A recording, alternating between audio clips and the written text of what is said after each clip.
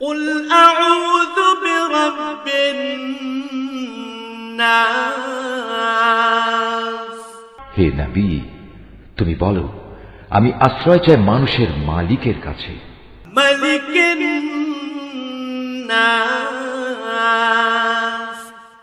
আমি আশ্রয় চাই মানুষের আসল বাদশাহর কাছে। إله الناس আমি আশ্রয় চাই মানুষের একমাত্র মাবুদের কাছে। من شر الوسواس الخناس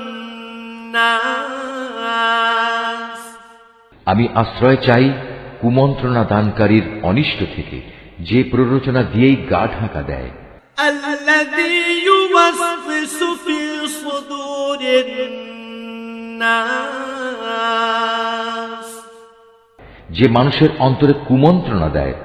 من الجنة والناس জিনদের মধ্যে থেকে হোক বা মানুষদের মধ্যে থেকে হোক, তাদের অনিষ্টের হাত থেকে আমি আল্লাহ তাআলার কাছে আশ্রয় চাই।